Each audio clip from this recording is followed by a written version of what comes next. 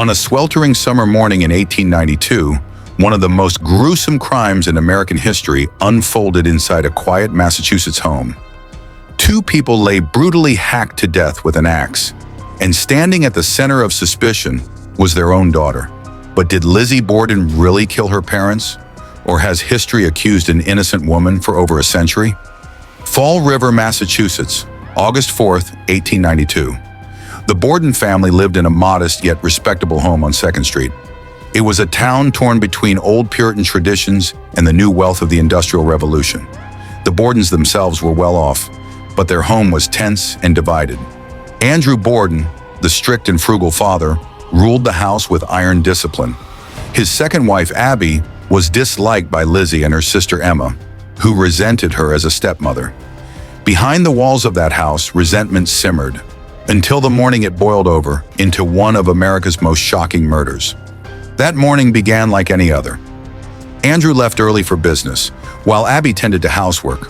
The Borden's maid, Bridget Sullivan, was ordered to clean despite suffering from heat exhaustion in the stifling summer air. Around 9:30 a.m., Abby Borden went upstairs to make the bed in the guest room. It was there that horror struck. An assailant struck her from behind, the first blow crushing her skull. She collapsed face first onto the floor. The killer didn't stop. A total of 19 axe blows rained down upon her head and neck, leaving a scene so brutal it shocked even seasoned police officers. A little after 11 a.m., Andrew Borden returned home. He lay down on the living room sofa to rest. Moments later, he too was attacked. 10 vicious axe blows delivered with precision split his face almost beyond recognition. His left eye was nearly severed in half. When the maid discovered Andrew's body, chaos erupted. Within minutes, neighbors and police flooded the Borden home, where they soon discovered Abby's corpse upstairs. The question loomed, who could have carried out such monstrous killings in broad daylight? All eyes quickly turned to Lizzie Borden.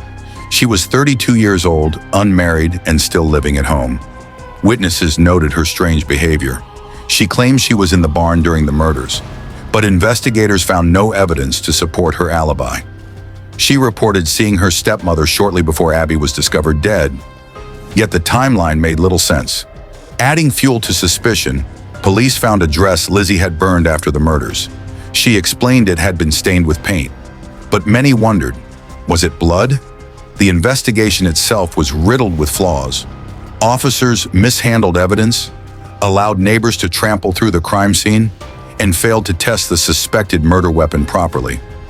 Even the autopsies were conducted on the Borden's dining room table, a shocking decision by today's standards. Then came the trial of the century. Lizzie, now the central suspect, faced a jury. The evidence against her was circumstantial. No one saw her commit the murders, and the axe could not be definitively linked to her.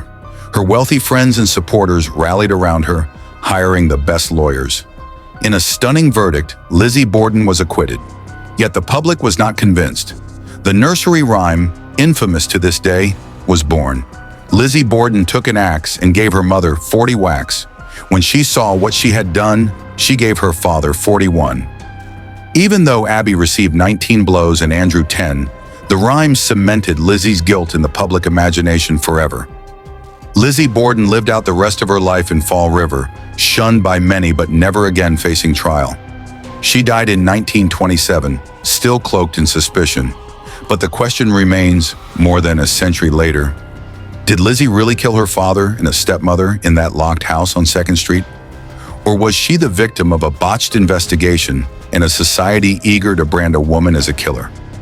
Was Lizzie Borden truly America's most infamous murderess? Or has history condemned the wrong person? What do you think? Did Lizzie swing the axe? Or has the real killer been lost to time? Let us know in the comments.